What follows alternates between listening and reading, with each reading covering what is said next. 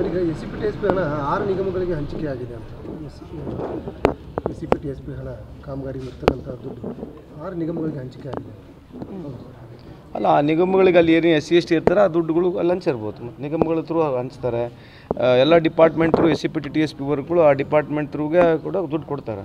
Sir, ಹಣಗಳನ್ನು ಗ್ಯಾರಂಟಿಗೇನು ಬಳಸ್ಕೊತಾರೆ ಅನ್ನೋಂಥ ಅಲ್ಲ, ಬಳಸ್ಕೊಂಡಿರ್ತಕ್ಕಂಥದ್ದು ಇದೆ, ಇಲ್ಲ ಅಂತಲ್ಲ. ಅದಕ್ಕೆ ಸುಳ್ಳು ಯಾಕೆ ಹೇಳಬೇಕು? ಮಾನ್ಯ ಮುಖ್ಯಮಂತ್ರಿಯವ್ರ ಜೊತೆ ಎಲ್ಲ ಸೇರಿ ಅವರು ಒತ್ತಡ ಮಾಡಿದ್ದಾರೆ ಈಗ.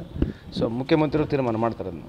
ಸರ್, ಗ್ಯಾರಂಟಿಗೆ ಹಂಚಿಕೆ ಆದರೆ ಮತ್ತು ವರ್ಕ್ಗಳು ಸ್ವಲ್ಪ ತೊಗೊಂಡಿದ್ದೀರಿ. ನೋಡಿರಿ, ನೀವು ಈ ಗ್ಯಾರಂಟಿಗಳ ಬಗ್ಗೆ ಇವತ್ತೇನು ಮಾತನಾಡ್ತಾರಲ್ಲ, BJP ಅವ್ರು ಹೇಳ್ತಾರಲ್ಲ, SCPTSP ಪ್ರಾರಂಭ ಮಾಡಿದ್ರೆ ಯಾರು? ಹಾಂ, ನೀವು ಹಗಲೆಲ್ಲ ಬಂದ BJP ಹೇಳೋದು ನಮಗೆ ಕೇಳ್ತಾರಲ್ಲ, ಅವ್ರ ಕಾಲದಾಗ ಎಷ್ಟು ಕೊಟ್ಟಿದ್ದಾರೆ ದುಡ್ಡು SCPTSPಲಿ?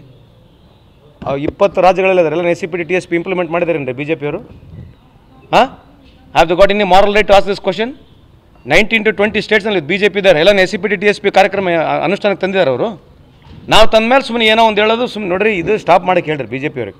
ಆಮೇಲೆ ನೀವು ಕೂಡ ಅವ್ರನ್ನ ಕೇಳಿ ಆ ಪ್ರಶ್ನೆ, ಅವ್ರ ಕಾಲದಲ್ಲಿ ಎಷ್ಟು ಖರ್ಚಾಗಿದೆ ಕೇಳಿ ಹೇಳ್ಬೇಕಲ್ಲ ನೀವು.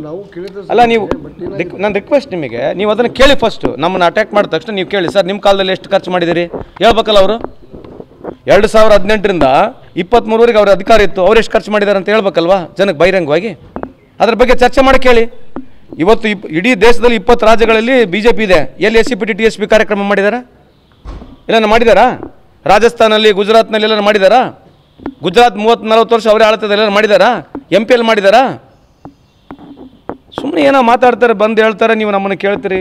ಹೇಳ್ರಿ. Thank you.